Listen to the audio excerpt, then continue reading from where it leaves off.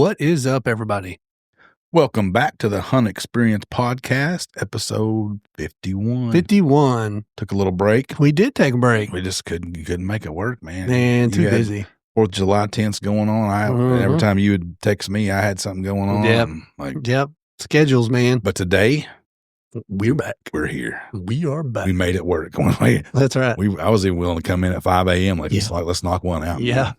Yeah, because I leave out in the morning for a family reunion, and then I leave next week on vacation. So it's like, dude, we got to make this happen. Got to get back on track. Yeah, we're way behind here. Tons of stuff been going on. Like you said, we've both been just crazy busy. Yeah. I survived fireworks. Yeah. I'm getting too old for it.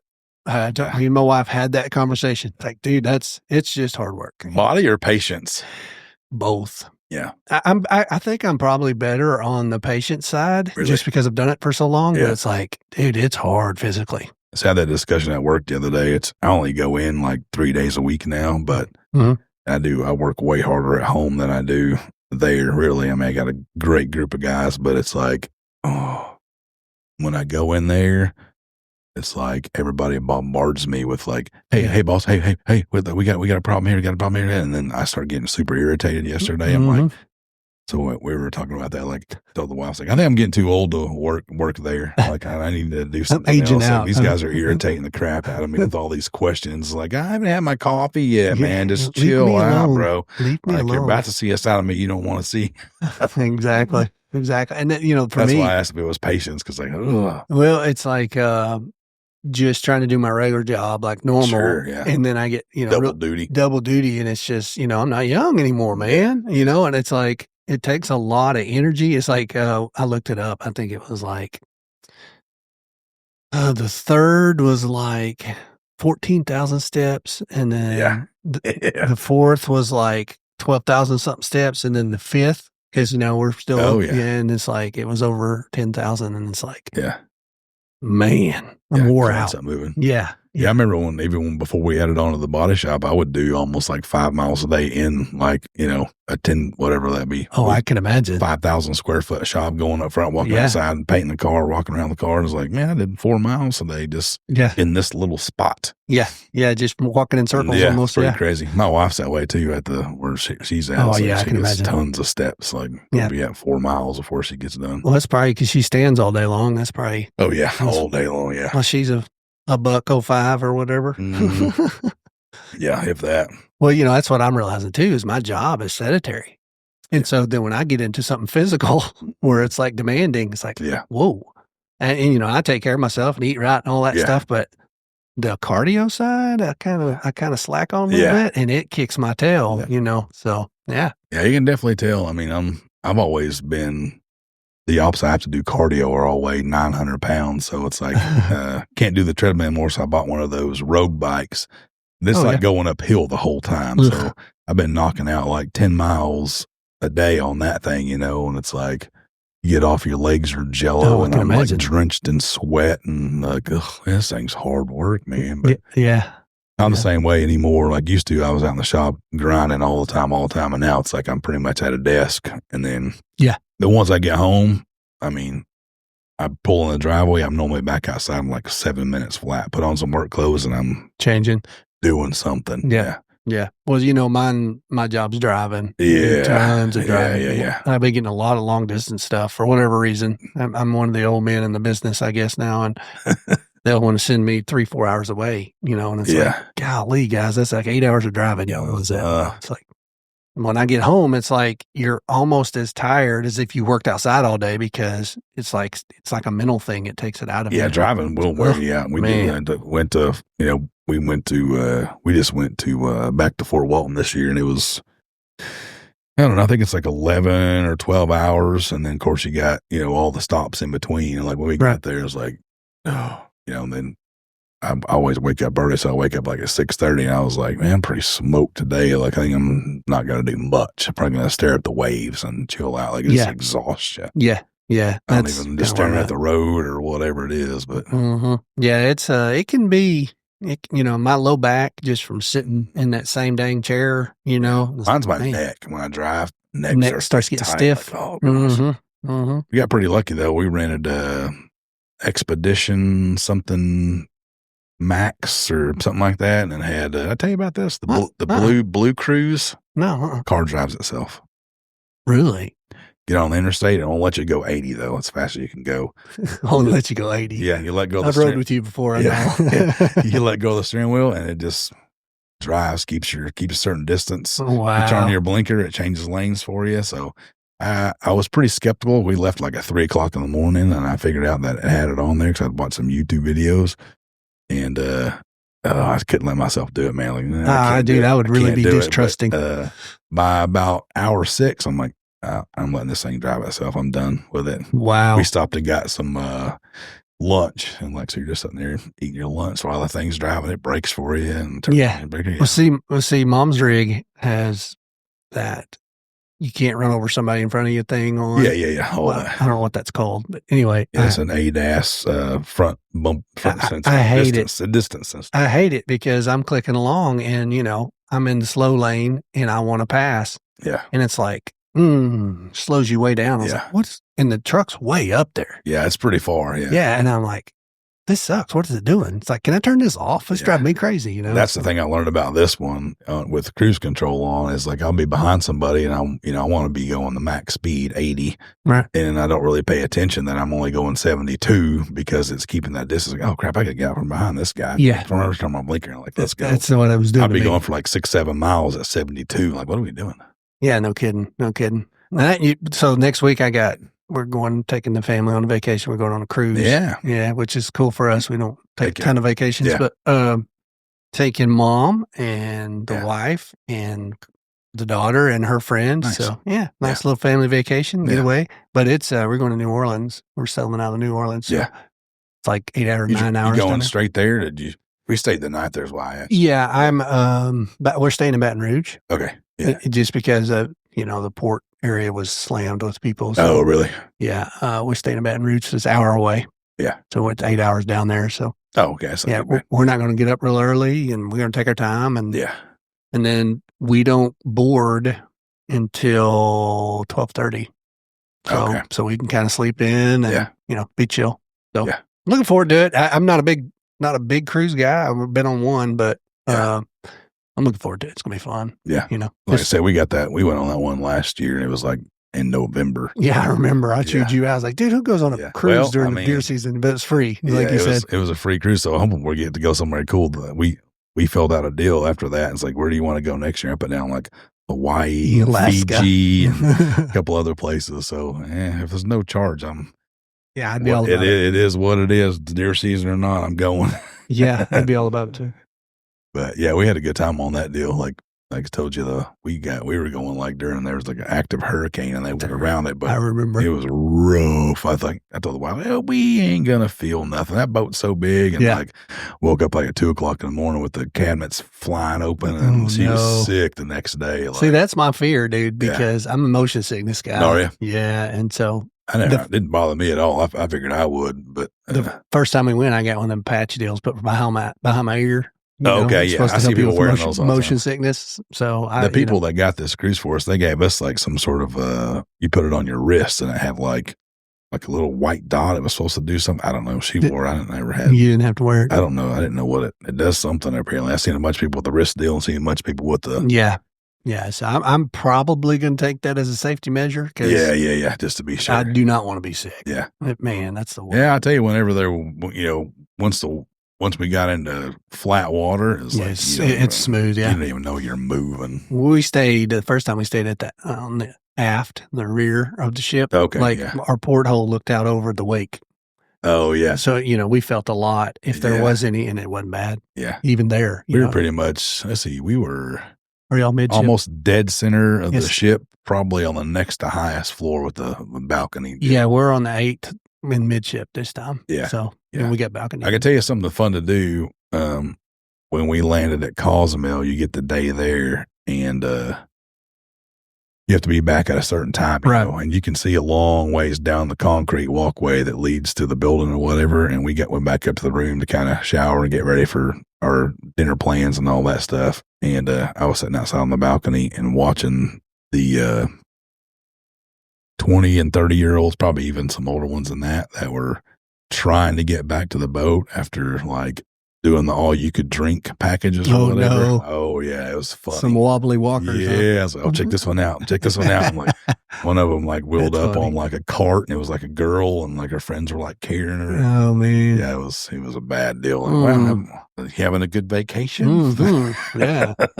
Because you do something like that, and you're like blacked out. Like you're gonna feel that for like 3 days. Like, what do you do? What do you just ruined your whole vacation over one day? Yeah, tore up. Well, I'm not a drinker, as you know. Yeah. So I'm going on quite a bit of that going down, I think. Yeah. I don't mind it. I mean, I've been around it my whole life. It doesn't bother me. I mean, on the boat, I didn't run into anybody that was like. Well, it's funny you say that because when we first went, and I told her, I said, I don't want to take a cruise. All they do is drink and party, and and all that. And we get on there, and I can't remember where we went out of. I think it was like in Miami.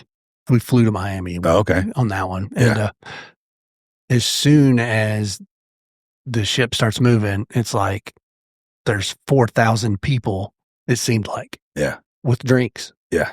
And I'm like, I knew that's what this was going to be. Well, I didn't know there was like a bon voyage thing they do. Oh, yeah. And we were in the middle of it. I had no clue, Like, this is ridiculous, And anyway, no, it wasn't bad at all. I mean, well, we got called out over the loudspeaker because you have to, once you get on the boat, you have to go, like, here's where the rescue vessels are. Yeah. Here's how you operate. I didn't know that. And it's like, they yelled our name. Like, please come to deck 3 for your training before we can leave. Yeah. I'm like, oh gosh, we're holding up the whole boat here. Nobody told me nothing about it. Like, come waltzing in there. Yeah, what are we doing? Yeah. Like some South African guy trying to got your life vest on. What's going on here? Yeah. No, we're looking forward to it. It's something different. We haven't been in 16 years, so we'll see how everything's changed. Yeah. Probably not much. Nah, probably not much. So yeah, that's kind of big for us. But man, good old Arkansas came through with the hot weather. Gosh, man. Dude, it's been blazing. Yeah. Blazing hot. And then I went out on my plots here, and as soon as the heat hit, I rush shot them to the ground. Yeah. Because we didn't get to crimp my back one. Mm-hmm. And so I just hogged it down and then hogged my front one, and man, it's all brown. Should have got your brother's hay cutter, and that way it still would have just laid over. Oh, speaking of my brother, have you heard the news about my brother? I talked to him a couple weeks ago about something. This is what I called him. This is new news. Yeah, yesterday, day before. Clint listens. Hey, Clint, how you doing? Anyway, what up? He tangled with a hay baler and lost half a finger. Oh, I hadn't heard that story. Yeah, left hand pointer finger pretty much ripped it off. Yeah. Don't, I don't know how he did it, but anyway, he sent me a picture, dude. It was gross. And so he was having some surgery done where they have to take the bone further down and like to his knuckle. Gosh dang. Yeah. So. Yeah, like old Mumford, he had that, I don't know, when they used to work at that muffler shop and like crimped his, we were all living together at the lake, and they like tried to sew his thumb back on, all that stuff, and it was like crooked and turning colors. Like, dude, that's never you need to have that taken away, bro. It's never gonna. Sure enough, they did. It's like we were giving him crap, I was like, that looks gnarly, dude. It's like that's not right. Yeah, his thumb's all crooked and weird. Like, so now he has a nub on there. Yeah, so that's kind of where he's going to be, I think. And that's crazy. Mom had called me. I didn't hear from him. I haven't got a chance to give him a hard time about it, but I texted him yesterday. Which finger? Left pointer. Oh man. Mm-hmm. And he's a male. He's a male guy. He's left-handed too, ain't he? No, he's right-handed. He shoots his stuff left-handed. Oh, okay. Because of his eye. Because of his eye. Yeah, I knew there was something to do with his left hand. I poked his eye out when we were little. That's right. Yeah. Not on purpose. Yeah. But yeah. Obviously. Not on purpose. But yeah, that's something kind of big. Mom called me and she's like, "You hear about your brother?" I was like, "No. What's going on?" Like, he pretty much ripped his finger off. Like, oh my gosh. Yeah. Oh, I know what I called him on. I called him on a cow in September. Like, hey, you gonna have another cow in September? Because that's what I called him for. Like, why did I call him? Yeah. Yeah. Last year, dude, the meat he got was superb. We're some of the best. I still got some steaks left, but the ground meat's about gone. She's about tapped out. Yeah. Ready for another one? Yeah, I was like, if we can scrimp by until then, do a cow a year, that's probably pretty right. Yeah, yeah. I've got some steaks left we can burn through, but we do. We use a lot of that ground meat just for whatever, especially eating Everything. kind of ketogenic or carnivore. It's just Mhm. like Mhm. they're having tacos and burritos, and I just like eat the meat, and Heck yeah. May sound weird to a lot of people, but hamburger meat with just salt and pepper and like 2 or 3 fried eggs with it. It's just delicious. Really? Yeah, I love it. Really? You It's like just scramble them up in there or what? I normally just like kind of fry mine and chop them up with it. But Good stuff, oh huh? god, yeah, the Really? protein is through the roof. Oh, And yeah, yeah, I for use sure. that what's the name of that? Anyway, it's I got the salt grinder and the pepper grinder, so it's like the Himalayan? You got it's some kind not of special Himalayan, salt? it's a different sea salt that's supposed to have like a bunch of minerals in it. I can't think of the name of it now. It's got a brand name for it, but so I switched from regular iodized salt to this salt with the minerals Oh, in is it the gold stuff? What's his name Yeah, recommends? maybe, yeah. Paradise Gold or something Yeah, gold? something like that. Yeah. Yeah, could Huh, be something cool. like that. Yeah. Tastes good, huh? Oh yeah, It's good stuff. delicious. So I do that a lot. It's like, hey, we're having spaghetti now. I was like, I'm gonna get a 2-pounder of ground meat out, and so we burn through that more than the steaks. Yeah. See, Ironically enough. I've been on this health kick for a while here Yeah. through the summer, and I'm pretty acquainted with chicken. Yeah. Oh, About every way you can eat it, brother. Yeah.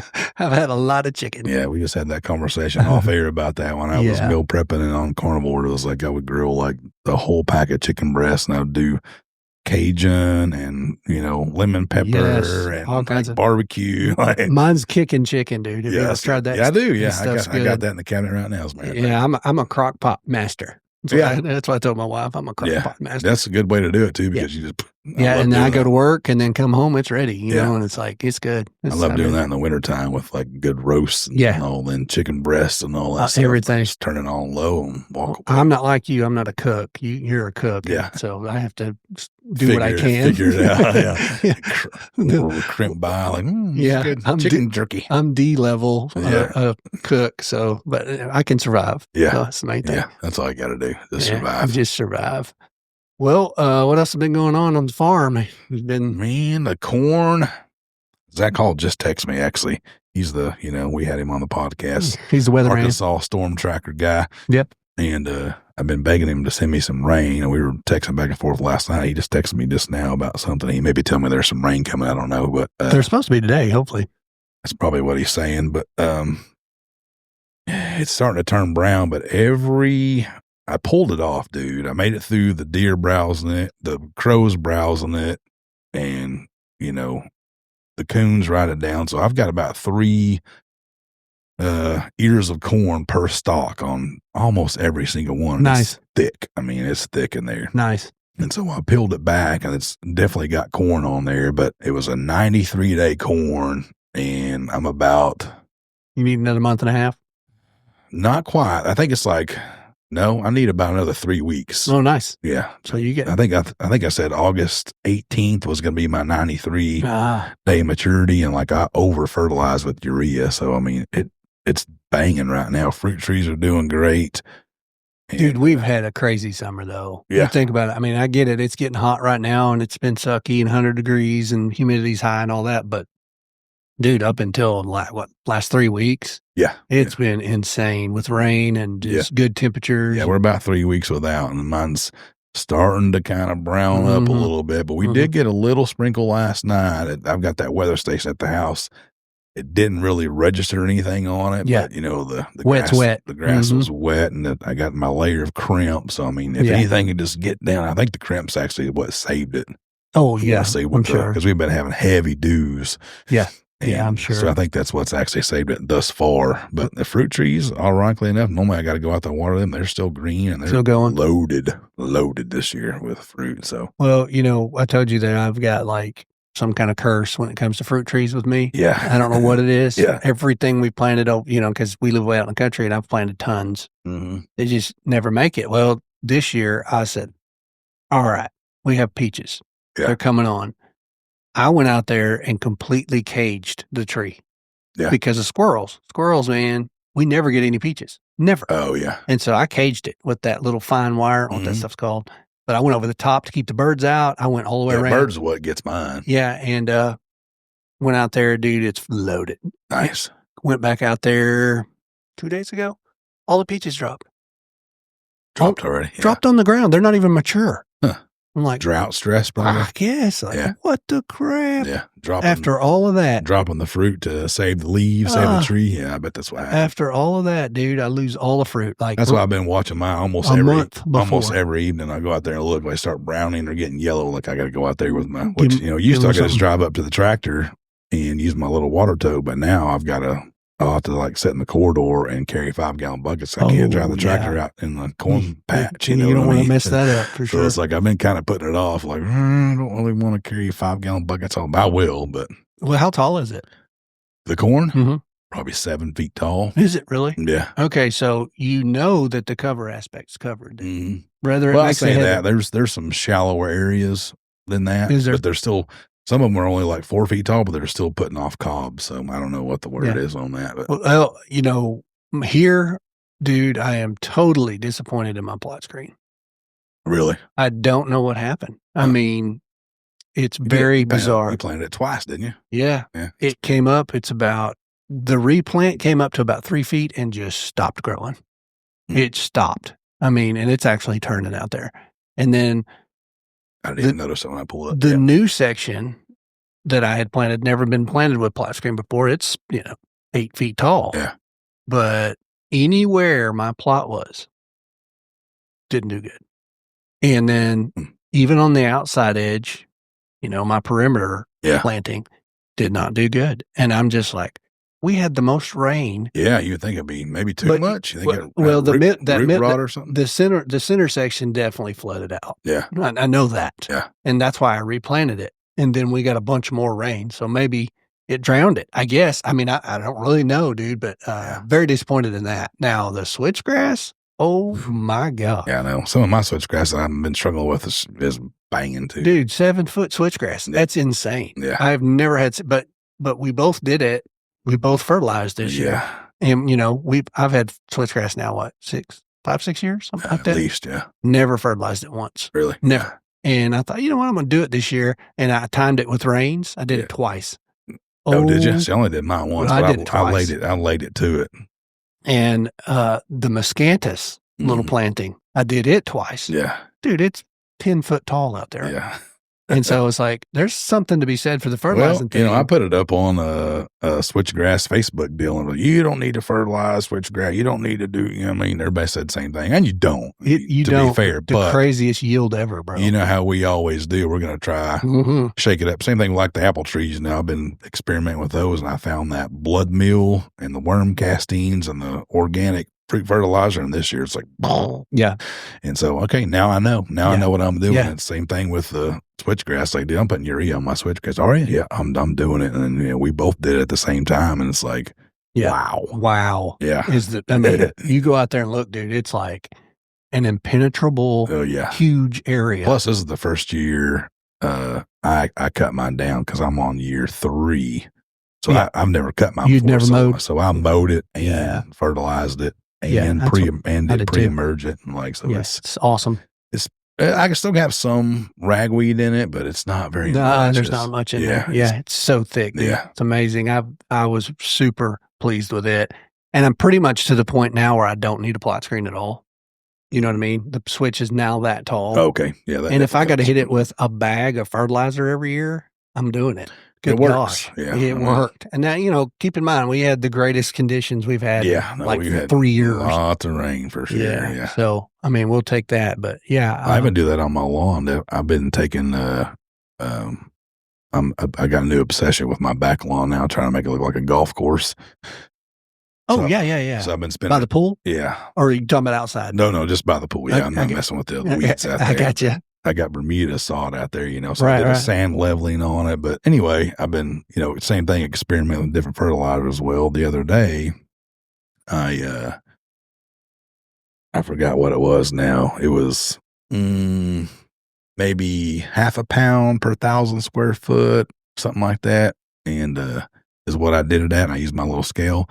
Well, I mixed up a 5-gallon bucket of hot water and put like let's say 3 pounds of urea in there and got my drill and started up, and it was like a liquid fertilizer, and I sprayed it on top of it, and I just cut it down fairly low so it had some browning in it. Woke up the next morning and like made my coffee and kind of looked at the window. I'm like, oh my gosh. Really? Greened up like overnight, dude. Wow. Straight nitrogen. Gave it what it needed, huh? Straight nitrogen on the, foliar application. It was like, okay, I think I just figured something out here with the lawn gig. Lawn whisperer. Yeah. Yeah. That's crazy. Yeah. So it's urea is I did what I do. 500 pounds on my plot before I drilled the corn. Did you? Yeah. So you went heavy. Yeah. So I haven't got to see it, so I'll have to come check it out. I'd like to do an update video because we did a planning video on it. Oh yeah, just kind of showing. Yeah, because I don't even drive through it anymore. I was going to check my traps going around the edges and all that stuff, and now I just stay off of it totally. I was going to ask you when are you pulling back on the trapping thing? Because I know you're still trapping. Because I seen your 60 video. I'm almost to 70, dude. I sent you the picture of that black coon. Yeah, that was cool. So I texted a bunch of people about this black raccoon that I trapped, and I dispatched it and discarded it in the woods on my pile, and I sent it to a couple dudes, and nobody had ever seen it. So then I started sending it to more people. Nobody had ever seen it. And then I'd never seen one. Me neither. I thought it was a skunk when I first rolled up on it. It was that black. I know. Yeah, your video. But he still has the mask, and he has white paws.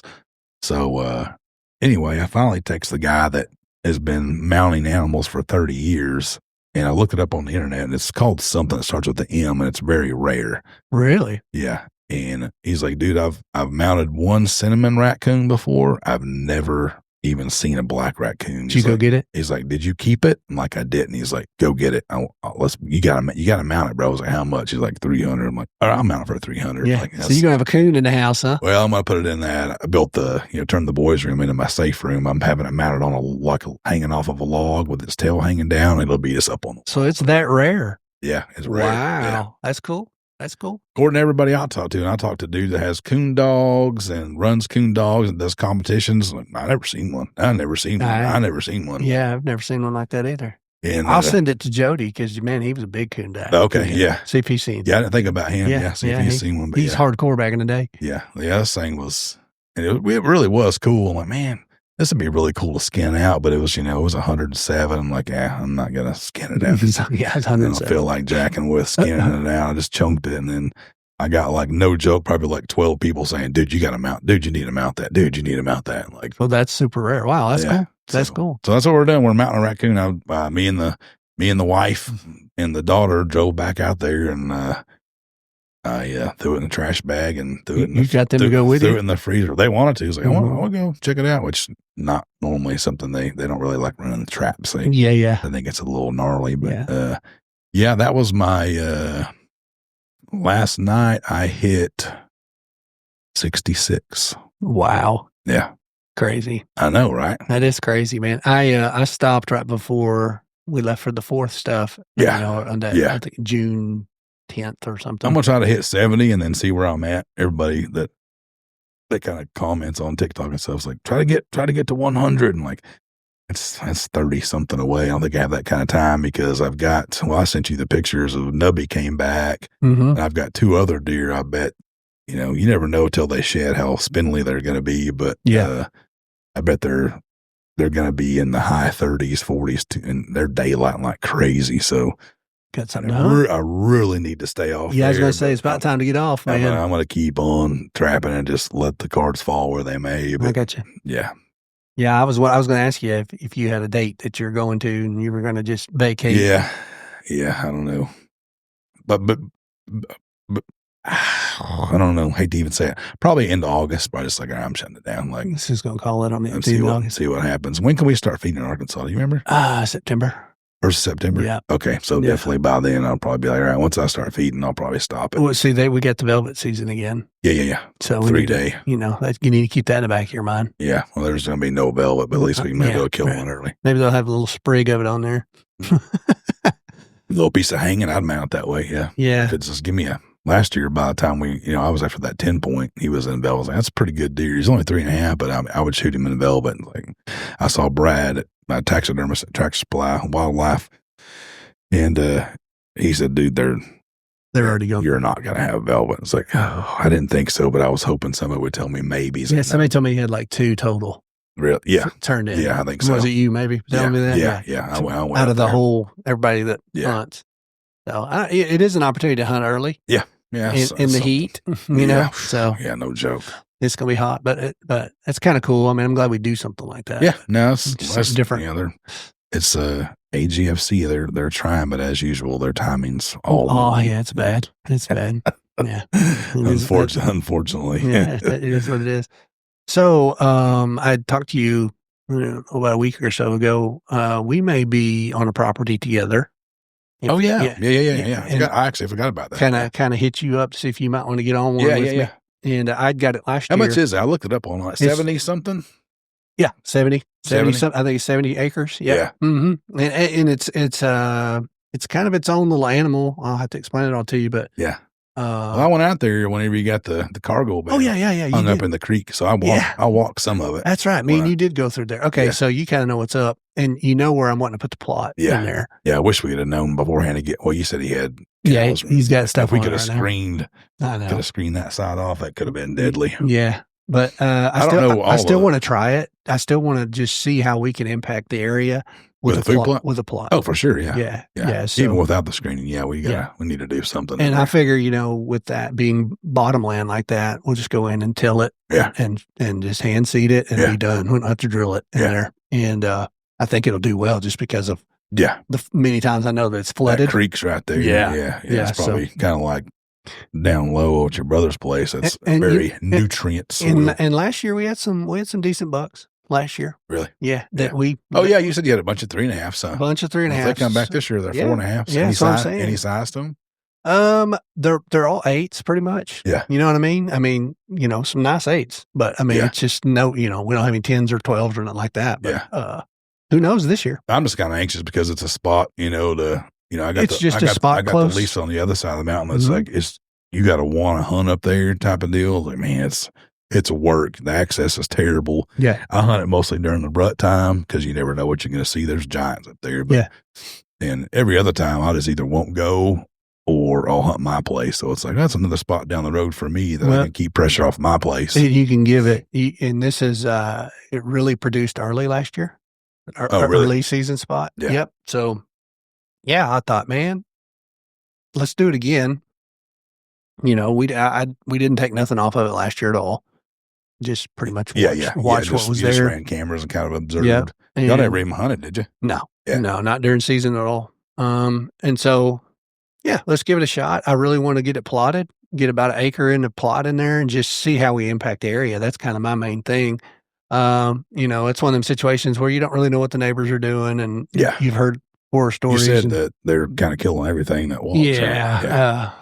So, there may be zero management there, and if that's what it is, that's what it is, you know, but it sounds like you still may get an opportunity at a 4.5-year-old. I was going to say, also, I don't think you would be opposed to killing a 4.5-year-old 8-point with, Yeah, if it was in the 30s. Yeah, that's what I'm saying. With a bow. I think that's very possible this year. So anyway, that'd be fun. You get 2 buck tags. I mean, like I said, it's pressure off mine. So if I have a 150, 60, 70 again walking around my place, I can just leave them alone and hunt out there and still have a chance to harvest. Exactly. And, I mean, who knows what comes through there during gun and, you don't know. Yeah. I mean, there's just, another option.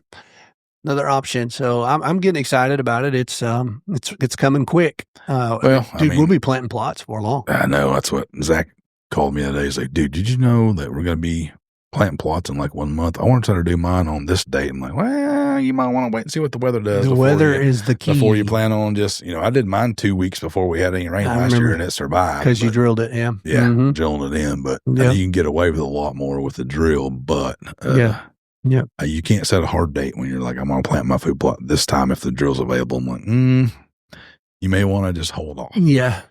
Yeah. Oh, yeah. No kidding. Before we start. Because it's a mad dash. Setting hard dates on when we're drilling. That's the nice thing about the drill, though. You can do it after a rain. And we were always trying to get it in before a rain and when we were tilling.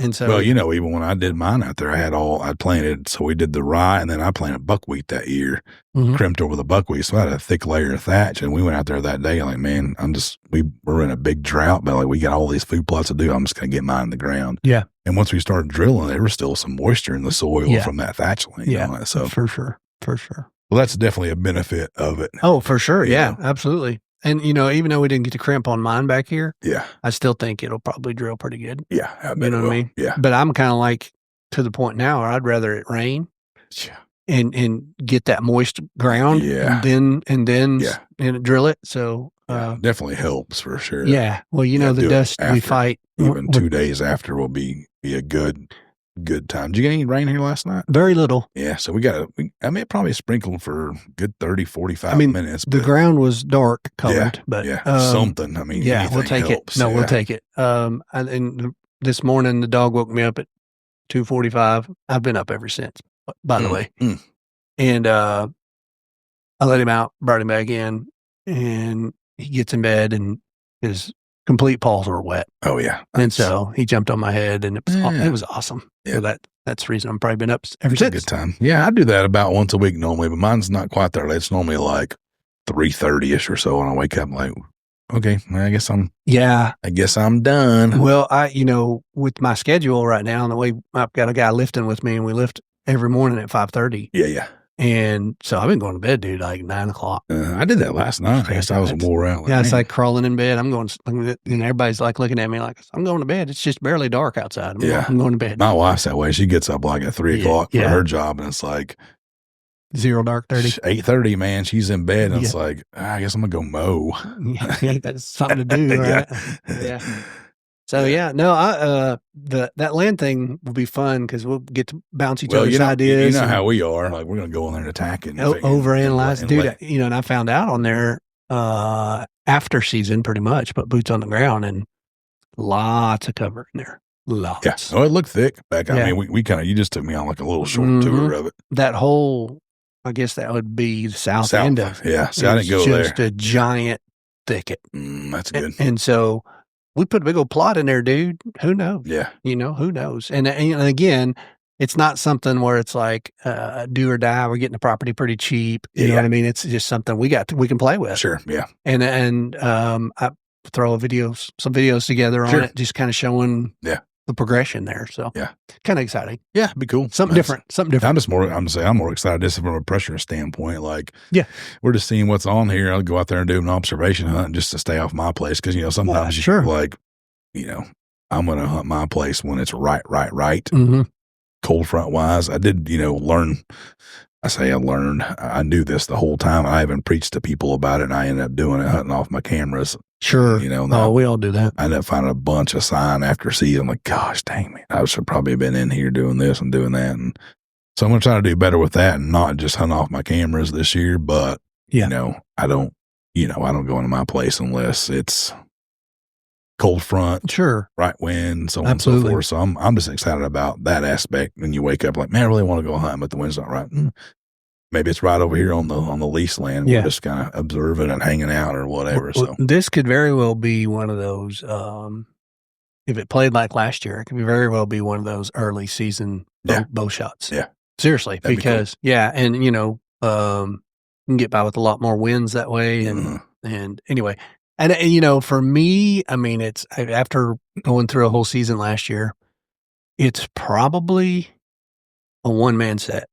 Yeah, or a guy and a cameraman or whatever. Yeah. It's just, you can't really spread two people out on it. You could, but you're really taking a chance of bumping deer. And so access wise. Yeah. And so I think we figure out exactly kind of the location of the tree we're going to climb or whatever sets we're going to hang or whatever. Yeah.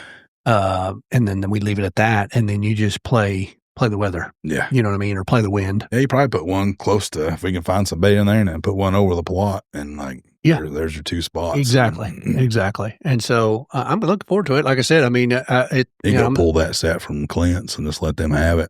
Oh yeah. Yeah. We need to do that. Yeah. That's right. That's what we got a double set over there. Don't we? I got a Lone Wolf and a Family Tradition stand. Yeah. We need to do that pretty quick, actually. I don't know when the livestock comes off. I'll try to find that out. Yeah. And then that was my next question. Get the ball rolling on that. But yeah, so that'll be a deal. We'll go in there, mow it out where we want the plot, and then we'll just till the crap out of it and hit it with some fertilizer and some lime and plant it. Yeah. And just see what we can do in there. I think it'd be fun.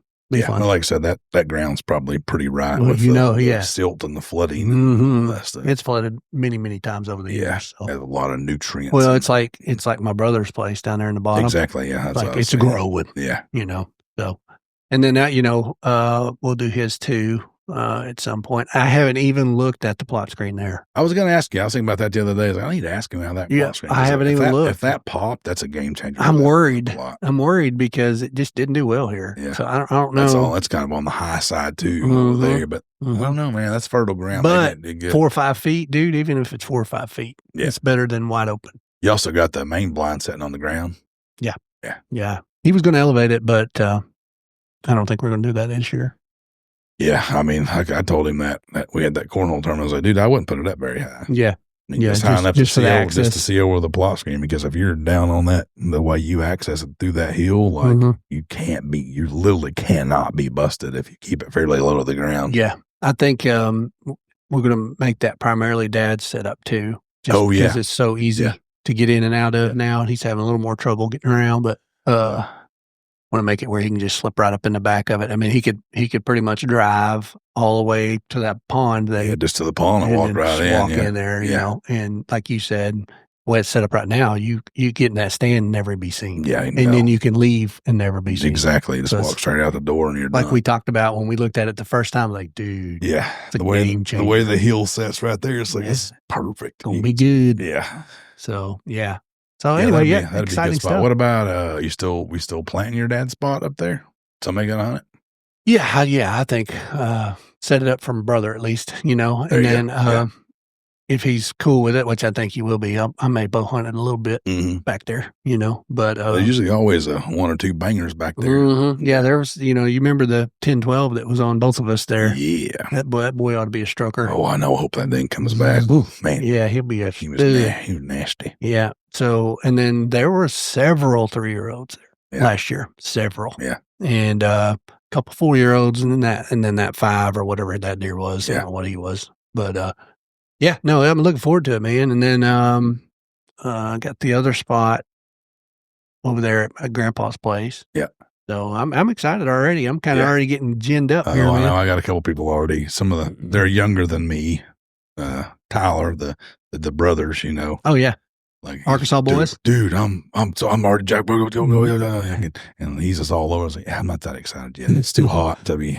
Yeah. Used to I would be like, I'm heat up, ready to rock. I did do some trimming and that stuff, but I mean, my shirts weigh 11 pounds when I come out of the woods, and I'll be out there for 3, 4, 5 hours sometimes, and just got my wife for Father's Day got me one of those Yeti backpacks. Coolers. Oh yeah. And dude, you can throw waters in there without ice, and it just, I don't know what they did, but they figured it out. They got some kind of technology. I get those LMNTs and just drink tons of water, and you're still cramping, like raise my arm up to cuddle in. Like, I got cramp. It's bad, dude, but today's nice. Yeah, it's great. It's in the 80s today or whatever. Yeah, 80. We'll take something. Yeah, supposed to be. See, that dude, I'm headed up north, almost to Iowa. Oh, yeah. It's supposed to be in the 50s in the morning, and then 70s, mid-70s for highs. Yeah. Yeah. Oh, so the reunion's up there where we used to hunt? Yeah. Okay. Yeah, Mike's place. Gotcha. Did I ever take you to Mike's place? I went there, yeah, I did. Okay, I thought you did. We went there to borrow a side-by-side. That's what it was. Yeah. Yeah. Oh, yeah, dragging deer out. Yeah, I remember now. Yeah. That's where the family reunion's at. Gotcha. So that's where we're headed. We're leaving early in the morning and driving up. So taking the trip. But no, man, I'm already getting pumped. It's a good outlook because we had such a wet spring and summer that, buck racks should have done well. Yeah. And I'm a believer in that. Oh, 100%. Because, we get a drought year, lots dude. Lots of browse. Yeah. Yeah. And just as an example, one of the 5-year-old bucks that Lexi killed a couple years ago, can't remember what we called him now, turned down, I think. Mm-hmm. From 4 to 5, he did not increase in size. Yeah. And we had a massive drought. Like it came in in this like late spring, and we didn't have rain that entire growing period, and it was like that's to affect them stress. You know it, and the browse, the browse that they do eat doesn't hold as much water. Sure, so, they get all that not as much nutrients. Yeah. So it definitely can impact them, and I think what I've found out here, even with the switchgrass, putting the fertilizer on the switchgrass, and what we have to do to get our plots dialed in. We don't have the greatest ground here. Yeah, that's just what we have to. And with the buffalo system, trying to make that happen. I'm already seeing slight improvements on mine already. Just year top 2 soil crimping. So so the outlook's good, man. I mean, I'm just praying. I can keep this. If I can keep this corn alive, and I actually have like a 2-acre corn plot with a green strip going down the middle of it. Like Yeah, no kidding. Well, then me, you've already beat half the battle because the height is already there for most of it. Yeah. And you're still going to have that cover regardless. Yeah. But you do want corn. I agree. Yeah. I want food in there too. Like, I think what I'm going to do is mow a strip and then connecting the 2 shooting houses, and then maybe even curl off to the corridors. And I was going to ask you about that. Plant green. You seen that picture I sent you, and you said I already got that on my phone. I had I guess that picture must have been trending that day. So I've had that picture on my phone. That's kind of what gave me the idea of like, dude, this would be awesome if I could pull off corn. And I've had it on my phone for probably 2 or 3 years. I screenshot. Really? You sent it to me, and probably not 3 hours later, I was at the house, and my body shop manager sent it to me. Like, dude, check this out. What is up with that? I was like, I just had this sent to me like 3 hours ago. I'm like, it's crazy. Somebody posted it that we all follow, evidently. Because I was like, I said, that's Chris's setup right there. Must be trending because, it's a cool setup. There's too many corridors going in and out for me. I want more corn. And just, I want to kind of go down the middle of my fruit trees and connect those 2 houses for south wind, northwest wind. Right. And then I may curl off. But I mean, how cool would it be if I go in there and cut out that middle section and I just have corn laying all over if I'm brush hogging up this corn and it actually makes. I'm like, that's a lot of food. That's a lot of food on the ground, bro. But yeah, so when I first planted it, first of all, you wonder, is it going to come up? Right. And it did. And then I had a big problem with crows plucking it out of the ground. Sure. Yep. And so I was worried about that. And then I follow this guy. I think he's in, where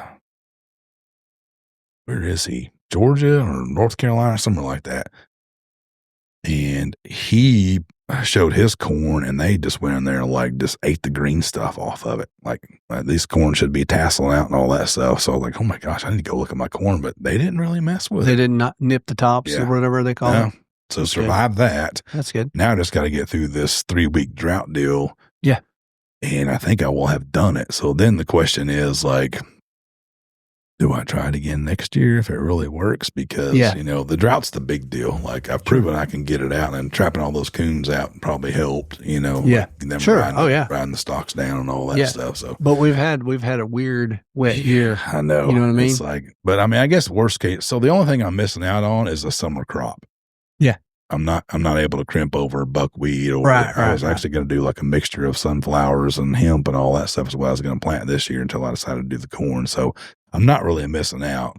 Yeah. The only thing I'll be missing out on is my next year's crimping. I'll have a section in the middle to crimp, and that's it. Right. So there's the downfall too. Yeah.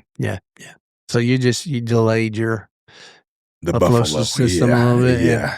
But I don't know what the corn stalks will do. I don't know how long. I mean, if you went in there and like crimp those over, I mean, I wonder if they rot or if they just stay there forever. I don't know. I mean, you know how it is on them fields up in Missouri. There was corn chunks, or not chunks, but stalks laying everywhere. They tilled it, or they dished it all in. Yeah. Yeah, it may not be a good deal, but I don't know. We'll see. Yeah. So. We're trying it now. Yeah. So We'll see. No, you're locked in, bro. Yeah.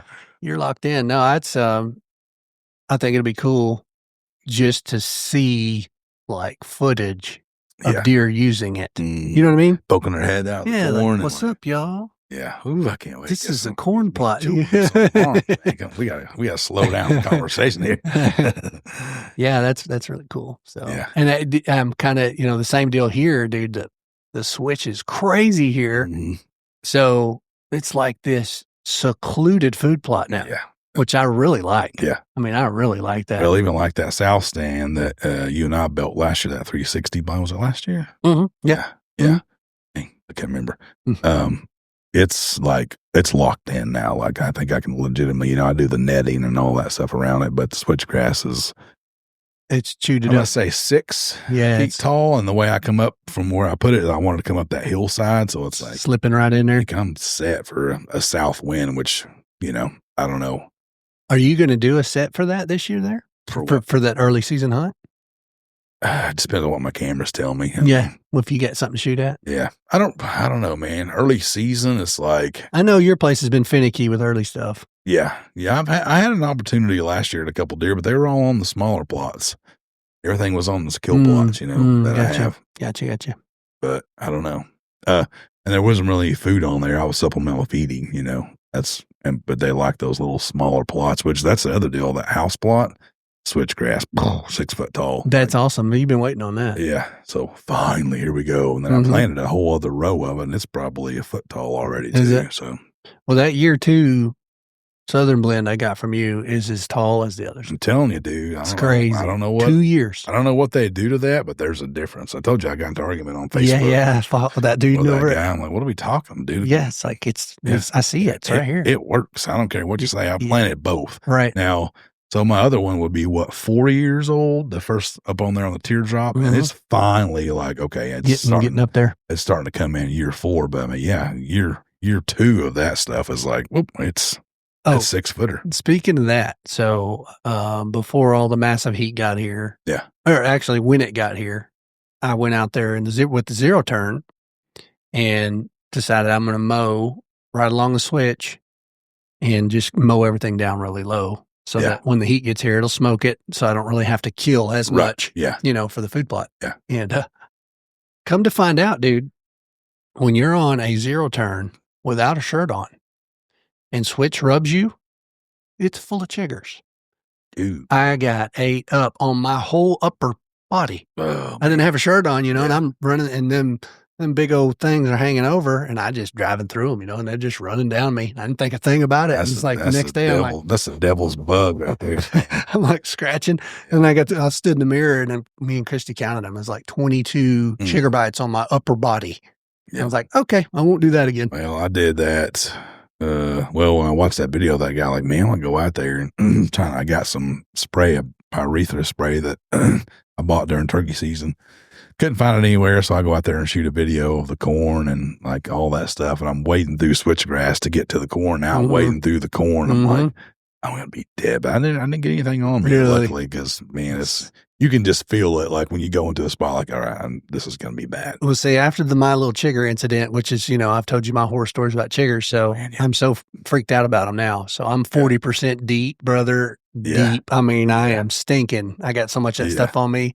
And the last 2 times in the woods, I went to my Greenwood spot, found a new setup and a new entrance. Oh, nice. Yeah. So my same old setup in there, I completely changed, and I haven't hung a stand or anything yet, but I went and found a tree. It's got creek access, so I can go to a little floodback creek and pop right up. Does the creek run toward the fence? Yeah, but there are floodback creeks in there. So when the water gets up, I've only been in there once. Yeah, when the water gets up, there's little tributaries going through the property. Gotcha. I can slip up one of those and pop up in a tree. Anyway, I sprayed down. I mean, I sprayed down. Yeah. Because I don't want them, dude. It's the worst thing ever. That's a devil's bug. I hate those things. Dude, I swear I carry them for 10 days. Mm-hmm. It's like, I got this itchy bump for 10 days. Can't sleep. I'll be all scarred up and bleeding and everything else because, I get to town on those things, man. Yeah, no kidding, man. So, dude, I'm already really got a positive outlook on this year because last year, and I got, I was thinking about it. I'm really fortunate in that I probably got like 5 or 6 places I can hunt. Yeah. And 3 of them had a bunch of 3 and 4 year olds. Yeah. And so that's kind of the way my place played out last year. I had a ton of 3.5s. And I had that one deer that was 5.5. That's what I told you. It's like, it was during the season and we were on the podcast, like, do you shoot it for age class? Cause he was busted up and like, sure. And I let him walk like 5 times. So if he comes back, he's 6.5 and he was 5-6 inches outside of his ears, but he just had nothing left. He just all broke up, splintered up. So they killed him early. Yeah. Because he's probably a scrapper. Yeah, gotta Yeah. be. But Yeah. you think, so I had him. He come late though, didn't he? You didn't get him in November, did you? Yeah, probably, I think it was in probably around November when he Halloween, showed up. somewhere around there. Yeah, Yeah. yeah, yeah. But he was already busted up then. Yeah. Well, see, okay, so here we have you remember the 9 from last year I do. that I had? Yeah. He bailed out October 3rd or 7th. October 7th was the last time I seen him. He was gone. Right. I didn't have him through the whole season. Yeah. And he's back. And he's 5. Yeah. And he's the boy. He's Clover was rocking before all the heat. Oh, yeah. And he was regular. And so that's Lexi's number 1. That's who she's after. Yeah. But he's 5, dude. And yeah. I was talking about this with a buddy the other day. It's like, for me to pull a 5 is my goal. That's what you know how my setup is here. I'm an end run, destination food plot, low to no pressure at all. Yeah. That's my trick. And everybody's like, that's how you do that. And it's like, that's how I do that. And it's just no-go areas. We don't go in there. Yeah. And super secluded. That's what we try to do. Yeah. And so my goal every year is to see the deer that we pass, make it. Yeah. So that we have a chance to take that deer. And so, and he may split, you don't never know what's going to happen. Yeah. But, that's Lexi's all prime. She's like, he's mine. So I was telling the guy that the other day, because, Nubby, that deer, he was in the 40s. I immediately knew who he was. Really? That's pretty impressive because I'm not that good. Because that was 2 years ago. I did. Yes. I said 2 years ago, he was at 3.5 and I would have killed him then. He was probably low 40s. Yeah. Then. He was, so he's and 5. he had no eye guards. Yeah. He's 5.5 now. Yeah. Yeah. He's man. Yeah. So it's like, that's weird that he took an entire year off. I didn't have him. At least I didn't have him on a camera last year. I done saying he didn't show up out there. Right. And then I've got 2 more deer that are probably high 30s. I mean, I'm guessing because obviously you remember that one I was hunting last year that looked really, really good. In velvet. Then he velveted it out. I was like, oh, he's about as big as a tinky. I can't shoot that deer. Yeah, spindly. But so you don't know what they're going to turn out to be, but they're 5 inches outside of their ears right now. Just mainframe 8s. Got 2 of them that run together, and they have like another little 6 that runs with them too. So. And there's a lot of daylight stuff, man. And like I said, I'm running traps every day. So like I said, eventually I've got to wrap that up, but it's kind of an addiction for me right now. Like I know. I got to at least get to that 70 number. You're the trapping master, man. I may get that. And that's just what Jim do say, dude. I never, we started, you and I started talking about just for the corn purposes. And then once I saw all the hens with poults on my property, like, dude, this is working. Like it works. So then I'm like, I'm going to do this forever. Cause 2 years from now, I may be killing birds on my place again. You know what I mean? Right. For sure. So we shall see. But, I've got a couple potentials, but you know how it is with early season deer. Like, they usually disappear. You may see them again in November, but it's tough to hang on to them through that shift. Can be. Bachelors break up and everybody kind of goes their own way. You may hang on to one of them and see, but well, that's, that's been a thing here that's been good for us is that early season bachelor group. Sure. Yeah. And low pressure and you know how we got set up. Oh yeah. And then I've had another property that was like that was good and early. But then the rest of them are kind of like yours. Yeah. You want to be there during the rut for sure. Yeah. Even late can be good. Yeah. So and yours is definitely late. You've had that. Speaking of which, I got to remember I told you that when I killed that big deer, the biggest deer of mine spot, that a lady had missed him with a crossbow. Yeah. Okay. Well, I got to meet her, like Wednesday night. Oh, really? My wife says, hey, here's the guy who killed your deer. I'm like, what? And, she didn't know about the scar. It's like, well, we blood trailed it, but the blood wasn't. He goes, like, yeah, he had like a 6-inch scar, like underneath his left leg. You like just nixed him. She's like, I tried to shoot him at 60 yards with a crossbow and just didn't have quite enough to get there. Oh, or whatever, man. So, I knew about that because her husband, I know him and then the family fairly well. And, he had texted me like, she's crying. She's like literally crying over here. Like, oh no. Sorry, man. Like, and so I was telling him about, that 170 I got killed out from underneath me. It's like, yeah, it's heartbreaking, but what are you going to do? Yeah. This deer going 3-4 miles. Like, I wasn't upset about it. You know what I mean? It is what it is. It's hunting, so, man. Yeah. It's hunting. I'm glad you sent me the picture of it because I was still hunting him. Oh, So, yeah. like, at least now I know, like, It's like, "Yeah, dude, check this out." Mhm. yeah. Like, "Oh." And, from a picture, I said that deer was gonna go 170, and it scored exactly 170. That's Like, crazy. yeah, And that's a so that's mainframe. the second 170 I've had on my place in a That's a series. mainframe 8. Think Yeah. about that. Yeah, I know. Think about that. Well, I guarantee you that one That's I had, insane for the Arkansas. one that's on the other property, I bet he's mid-60s. Yeah. Yeah, Yeah. he's up there. But when you think about a 15, 16-inch twos, Yeah, I know. that's Yeah. nuts. That's It nuts. almost looks fake Yeah, it didn't look when I real. was sending people the pictures of him. It's like, Yeah. "Is that real?" It's like, "That's real, brother." He's And that's the deer that, dad laid eyes on oh, yeah, I forgot and about that. watched him Yeah. walk towards him, got within 150 yards Yeah. and turned, and he's sitting there with a muzzleloader, and he Yeah. would not take the shot. Yeah. And after that, I got him another muzzleloader and put him 3 pellets in, and Yeah. "You're taking that shot next Yeah. time." Smoke him. Yeah, but Let's set some records. no kidding. That was a super cool deer, and just, freak of genetics, dude. Yeah. Like, holy cow. And you gotta hope, like, man, did you spread your seed? We hope you spread your seed. Oh, I know. Well, yeah, I've got some random pictures up on the lease. That's basically untouched ground for the most 3,500 acres of, other than the occasional person going up there and feeding up their corn feeder. Right. But I've got some pictures, like a picture of some deer that are nuts like that, like, Yeah. Oh, yeah. be high 70s. But Yeah. to see them down here gallivanting around, those are mountain bucks. You get one picture of them and that's it. Yeah. Type of deal. And they're nomadic and moving around. And this guy moving around a bunch too. He was 2 or 3 miles away. Oh, from me yeah. when No, he was a big, when he got killed. big But mover. for him to me, it just reminded me of like one of those freak mountain bucks that was actually hanging around food plots, which is Rare. Yeah. Rare. It just doesn't happen. Well, I was telling somebody the other day about your deer, Yeah. and I was like, here's the thing, man. I said, we walked up on that thing, and I was like, Chris, do you have any idea what you just did? Yeah. And you're just like, he's pretty good, don't you think? And I was Yeah. like, man, wait till we measure this guy. And the thing is, it's like we talk about 4-year-olds. Yes, I can get them here.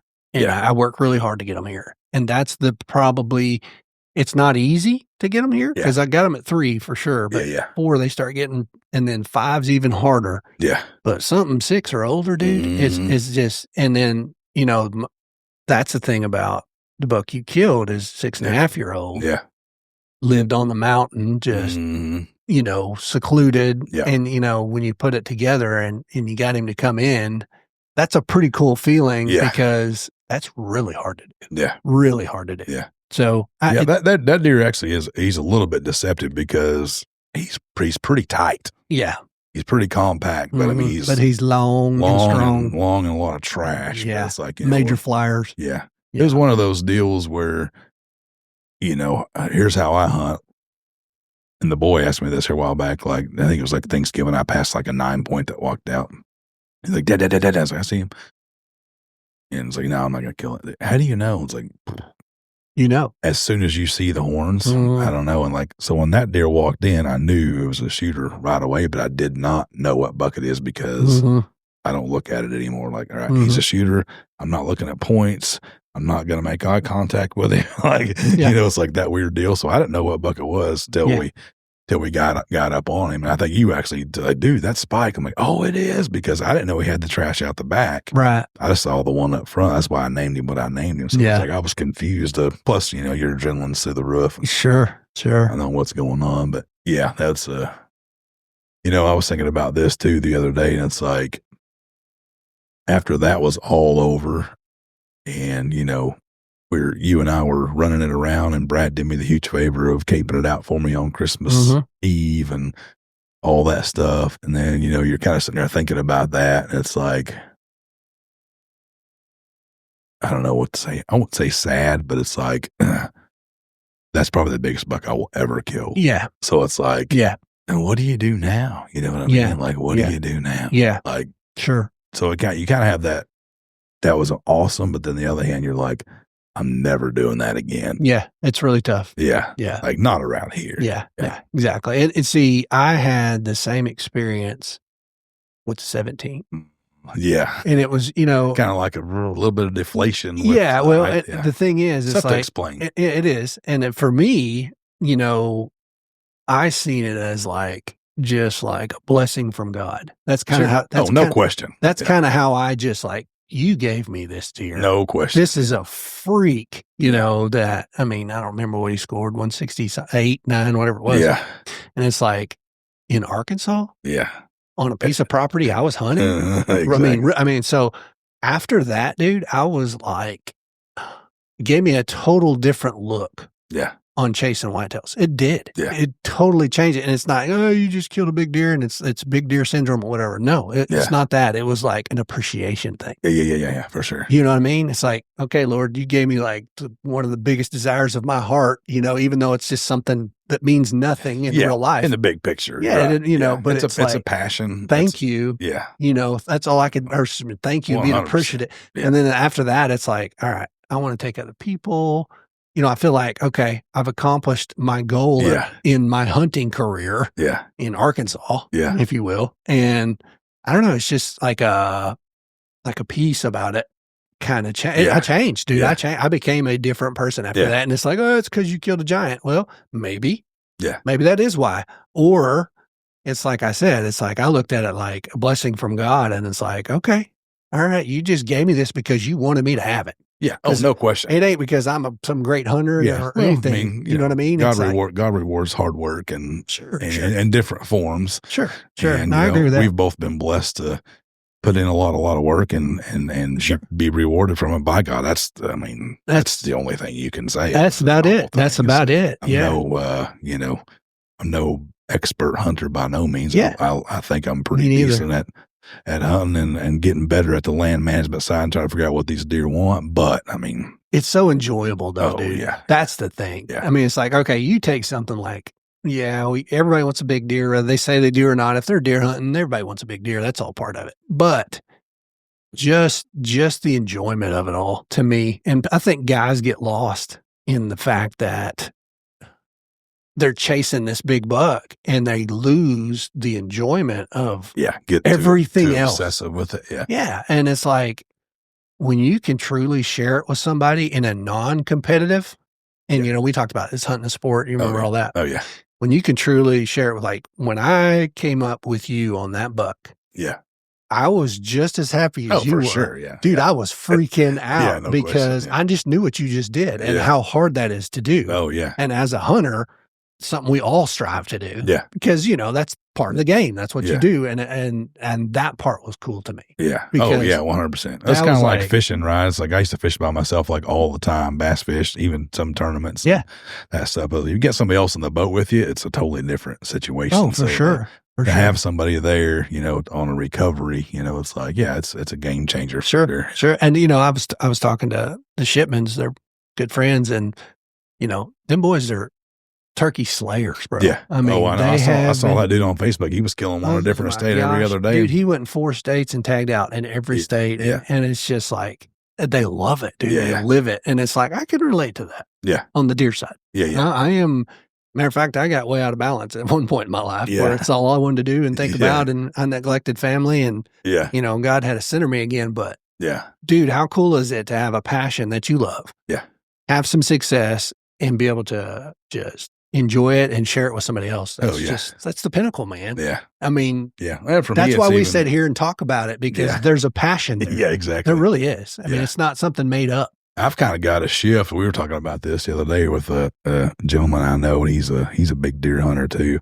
And he watches all my little TikTok things and YouTube things and all that stuff that we throw out there. You know, he's a follower and listens to the podcast. He's like, dude, you motivated me, man. I was like, I'm trapping now. I've trapped 40 off my place so far. So it's like, that's pretty cool. You can reach out and touch somebody like that. But improve the property. We were talking, and it's like, man, I'll tell you what, like, I'm running traps every day, running the trails and all that stuff. And there's never not a moment, even when it's hot outside, that I don't just have this overwhelming peace come over me when I'm just roll out, check out the corn plot. You know, I mean, it's just like, if I didn't have land, I would be going nuts. Right. So it's like that blessing occurs every single day. I get to drive up the driveway and, like, absolutely, you know, it's like, that's, to me, that's like, that's so funny because this morning, me and Fisher, my workout partner, we had that very conversation about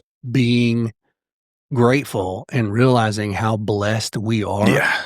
and it's like, I don't deserve it, Yeah. but I am. Yeah. And so I wanna bless others, you know what I mean? That's kinda how it works. It's like, and so I don't know, man. Yeah, I can get sentimental about that stuff because it is important to me. Sure. You know Yeah. what I mean? Yeah. It's like, all the aspects of it, to have my kids involved, my daughter's been big into it, Yeah. Yeah. to buddies, to like me and you came along like, Yeah. I don't know how many years ago now, Yeah. but Have the kind of the same interests. camaraderie. And it's Yeah. like, you were thinking about deer hunting too? Yeah. Dude, I know it's July, but I was like jacked up, Yeah. and it's like, okay, that's cool. Yeah. That's cool. So to me, that's something that God puts in us, Yeah. that when you run into somebody that's got the same thing, it's Sure. a kinship. Yeah. Oh, yeah. Definitely. You know what I mean? Yeah. And so, you've even if you've shared moments before you met up or whatever, it's like everybody kind of what that feeling is to go with your buddy or to harvest one and have your buddy there, yeah, or for sure. have your young child with you when they get to harvest their first whatever, and like the out of state stuff, hotel rooms, eating out, and all that stuff that goes with it. It's like it's just a cool deal. And like I said, I didn't know, so I got that the Hunt Experience TikTok deal going, and it's like I think I'm up to like 4,000 people on there, but it's like I had a guy from North Carolina the other day, like, dude, how can I get one of those hats? I'm like, dude, I'll ship you a hat if you represent. Yeah, for sure. So I mailed him off a hat, and like, nice. He's texting me back and forth now, Brent Westbrook, he's coming down to do the podcast, spend the weekend with us off of YouTube, and you can meet other people. And it's like, they love it. The mag feeder people, they sent me those 2 feeders for free. I've got another guy that sent me these, deer drags and coyote drags for free. Like, dude, shoot me some stuff. I'll send you the package for free. Me and him talk back and forth. It's cool. The mineral guy that sent me that stuff, me and him, he's texting me, hey, dude, what do I do right here? Like, I want to do some plot screen. What do you recommend? I was like, so it's like, your branches are going out and out and out, because we live in this social media time where you can, like I said, the guy was like, dude, watch your video. I started trapping on my place, and I'm up to 40 now, and I'm seeing turkeys, and like, it's awesome. Yeah. And I mean, I'm not a trapper. This is my first year to ever trap brand in my new life. Both of us. Yeah.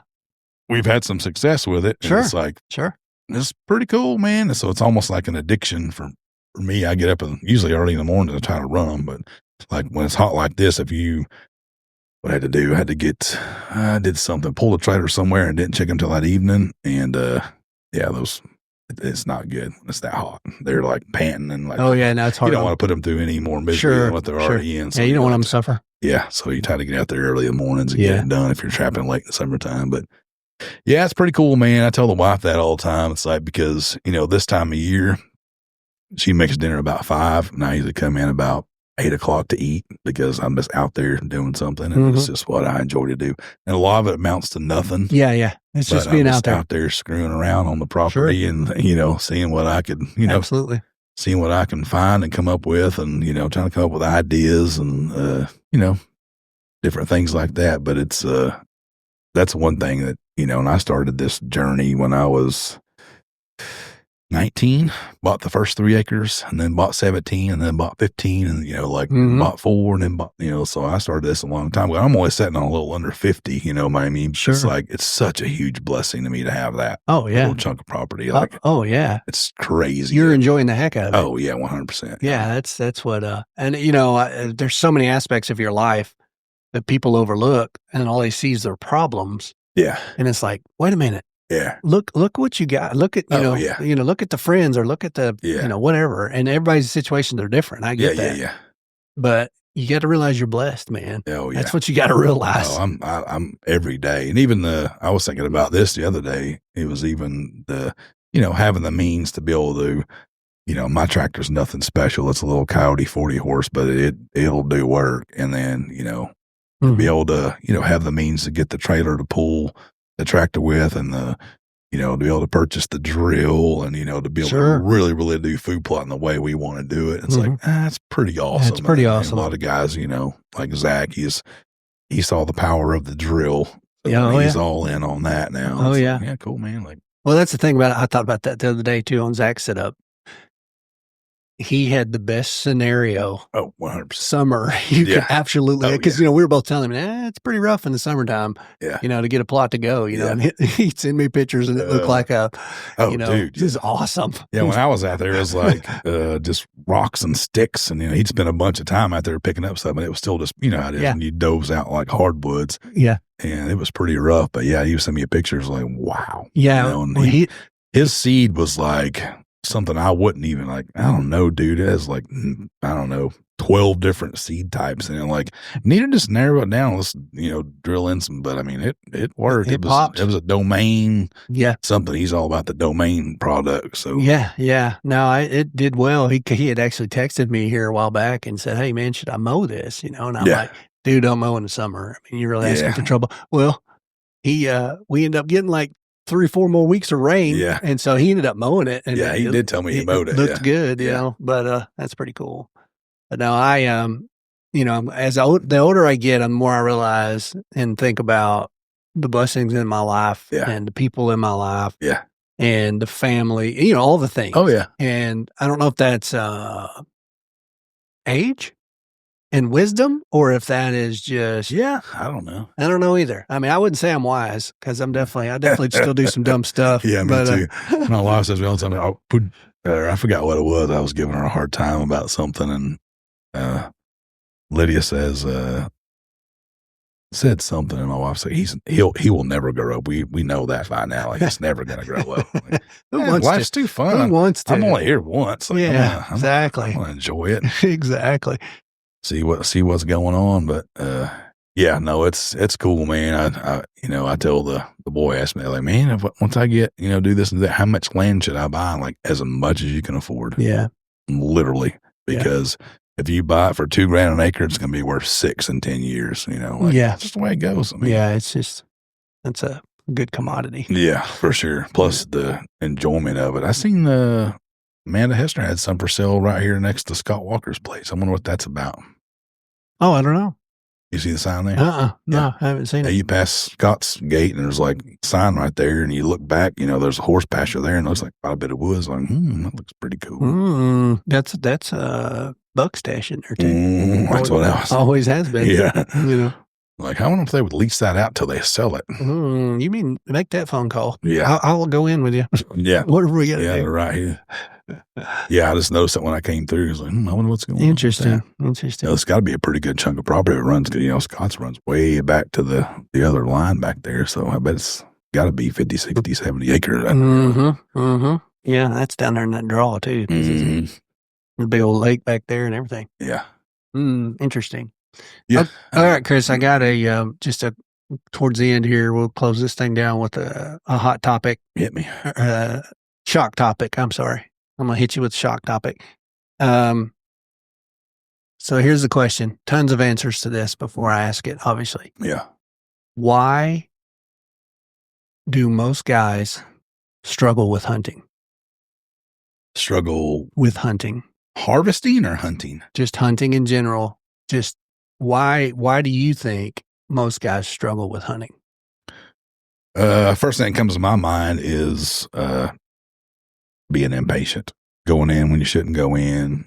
But, there's also a B side to that. Whenever you're working 7 to 5 or 7 to 4, 8 to 5, and you have a Saturday to hunt, I say go hunt. But, I mean, that would be that's your biggest. That'd be my primary. My second one would be the mistake I've been talking about, is hunting off your cameras, not going when you should go sometimes. Right. Right. Yeah, that makes sense. I mean, I thought about this a little bit. For me, I think it is effort related. That's a possibility. Yeah. You know what I mean? Yeah. And that effort can be 50 different ways. Yeah. Even if you're hunting public land, if you don't spend time and put some effort into making your setup good, or finding the tree, or doing the scouting. Yeah. Preseason scouting is huge. And that's kind of like we talk about the lease. I'm guilty of that on the lease. Like, I do put in work. Like I told you last year, I was hiking in 2 trips, 50-pound sacks of corn on my back, and going up there and feeding a couple spots, come back down, getting another one, and going back up. So I was doing work, but I really wasn't scouting. Yeah. Well, see, that for me, even when I was young, when I really got in big in deer hunting, my effort went way up as far as all the stuff I tried to do to become a better hunter, Sure. whether it was scouting or my own place or whatever it was, Right. my effort went way up.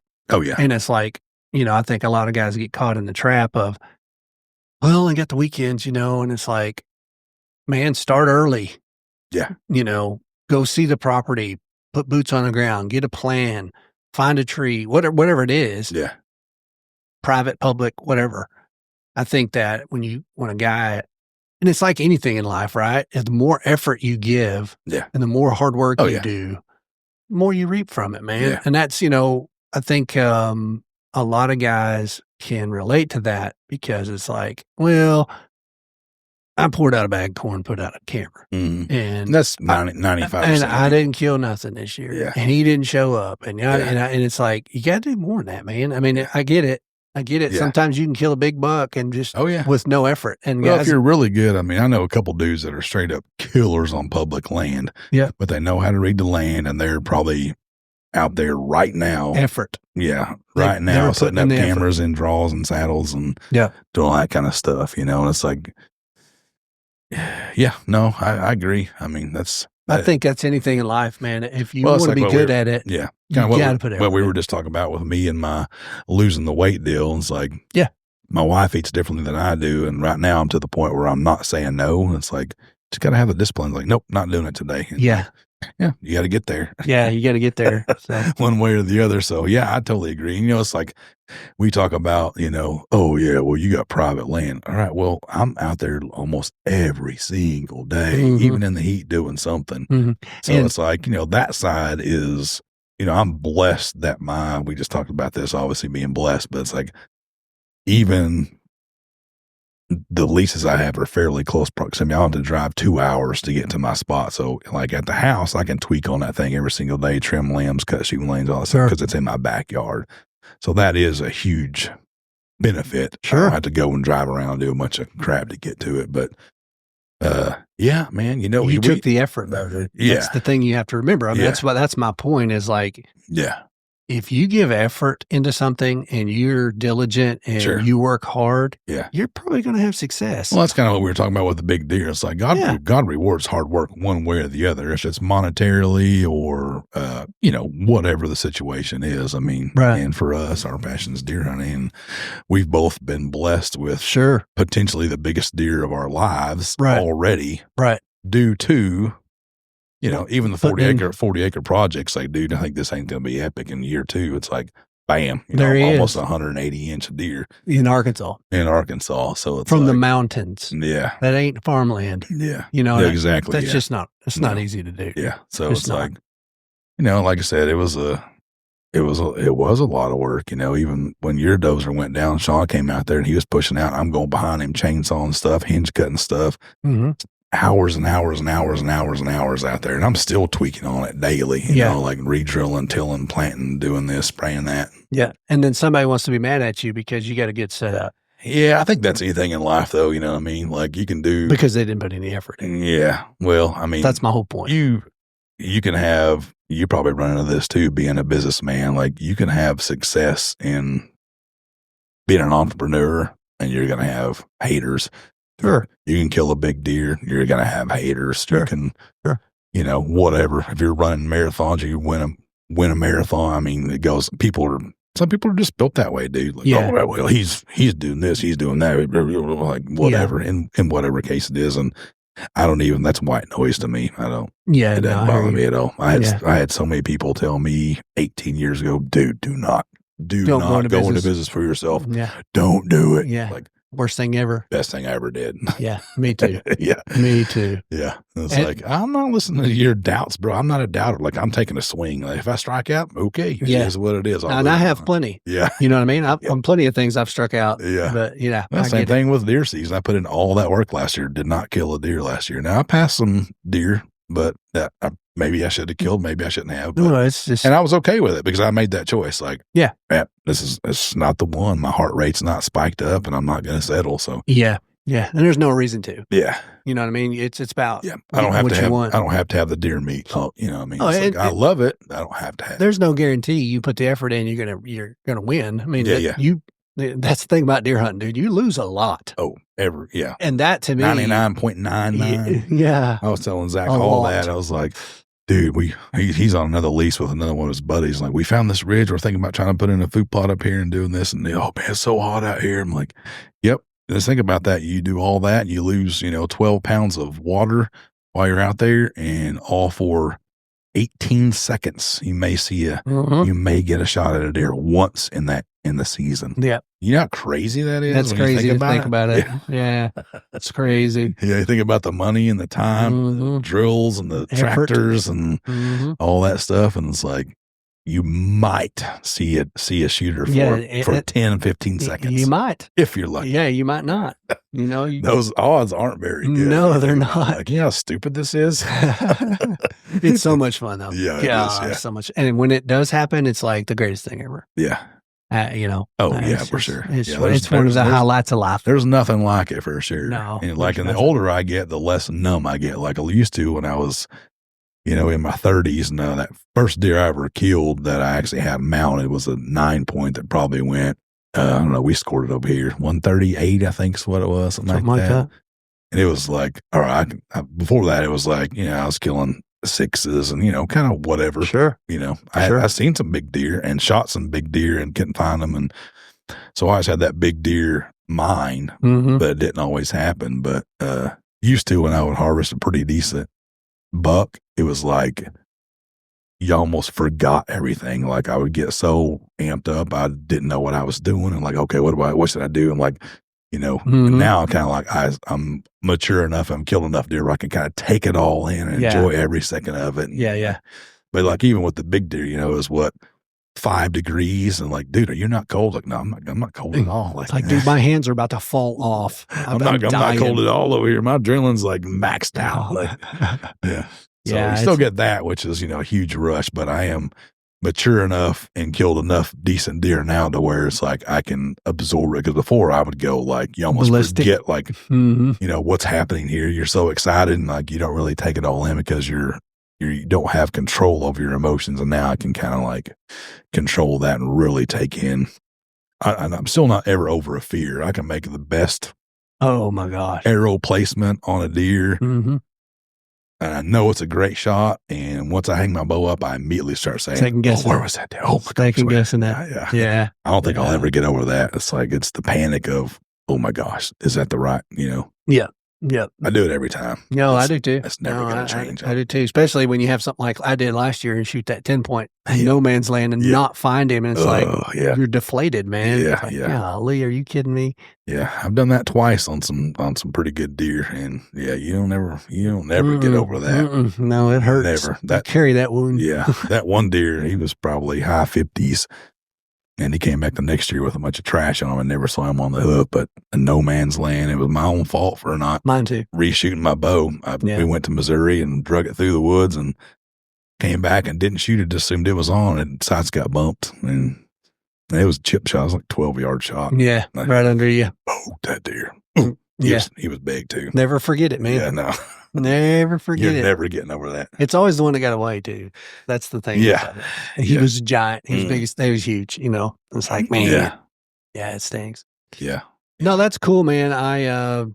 We're back. It feels good to be back. Yeah, definitely. We've been gone for a minute. So I was telling you, like, man, I don't want to sound sentimental, but I miss you, bro. Yes. I haven't seen you since the last podcast, I don't think. Really? Yeah, because I don't, normally I come buy fireworks from you, but it's like we had some people over and nobody was really going to be staying late. They were going to go watch Greenwood, and Lydia doesn't really care. So I'm like, we ain't gonna mess. You don't want to burn your money, man. Come on now.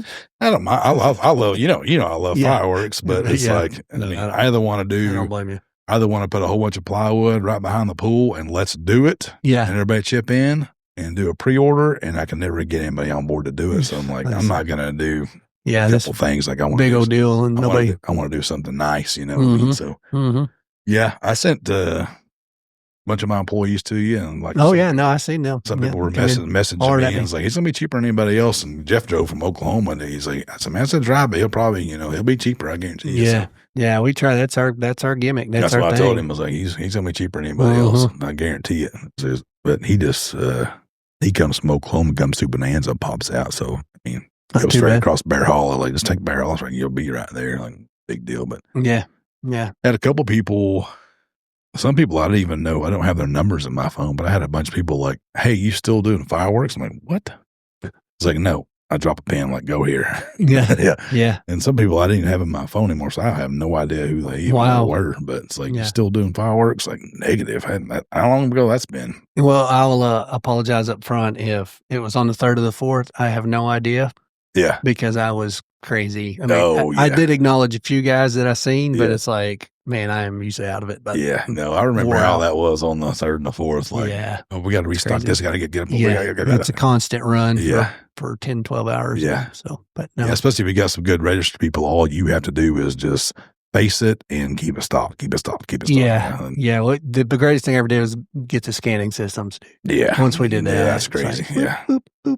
And it's Mhm. like easy. Yeah. Easy Way, peasy. way nicer. Yeah. Yeah. So anyway, guys, it was great to get on here. It feels Yeah. good. Great to be back. Yeah. I want to thank y'all for listening today. Yep. Bye, everybody. See ya.